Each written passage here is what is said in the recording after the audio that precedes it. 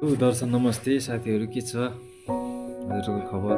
अब चुनाव पनि लगभग 8-9 दिन बाँकी छ भनौँ न है।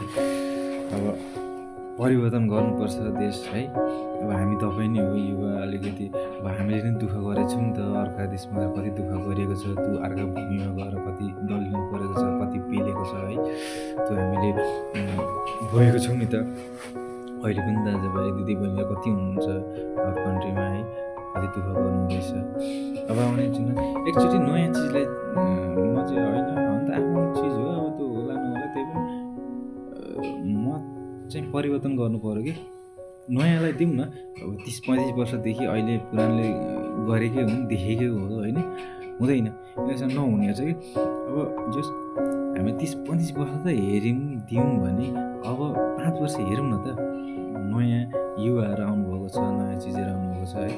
त्यही भएर अब मलाई चाहिँ अब म व्यक्तिगत भन्दा पनि मैले अहिलेसम्म भोट चाहिँ हालेको छुइनँ है।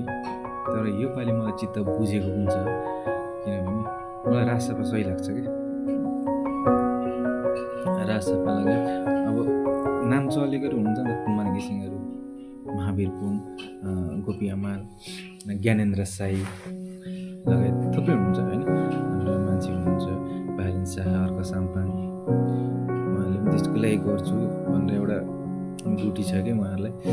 त्यही भएर नयाँ चिजहरूलाई, नयाँ आउनेहरूलाई सपोर्ट गरौँ एकचोटि, सबैले चान्स दिउँ, मौका दिउँ। उहाँहरूले अब 30-35 वर्षदेखि चलाइराखेको देखिएकै त होइन, सबैले देखेकै त हो नि हामीले होइन। अब हामी नजन्मेदेखि नै उहाँहरूको पार्टीबाट अहिलेसम्म गर्दै हामीले जन्मेपछि यसो थाहा हुँदाखेरि लगभग मलाई 20-25 वर्ष थाहा छ, 25 वर्ष नै काङ्ग्रेसमा यस्तो भने नयाँ अब हिजो अस्ति भर्खर 23-24 भाइ जेन्जी भाइहरू अब लगभग दाईहरू पनि हुनुहुन्थ्यो होला होइन, दाजुभाइ सबैजना बहिनीहरू, उहाँहरूको रगत जसरी बगेको छ नि त्यो रगत चाहिँ खेर जान्दिनु हुँदैन क्या हामी, मलाई त्यस्तो लाग्छ। किनभने बिचराहरूको खाउँ लाउँ बेलामा होइन,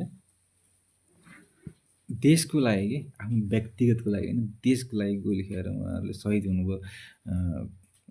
अब कतिपय घरको एउटा सन्तान हुन्छन् होइन, एउटा सन्तानको उसको वंशै पनि मासिन सक्छ है, वंश सबै मासिएको पनि छ। किनभने कतिपय हामी अब हेऱ्यौँ नि त, अब गएर नभेटे पनि जस अब समाचार हुँदै हेर्दा बुझ्दा कति गाह्रो हुन्छ, पर्नेलाई थाहा हुन्छ त्यो दुःख जसलाई त्यो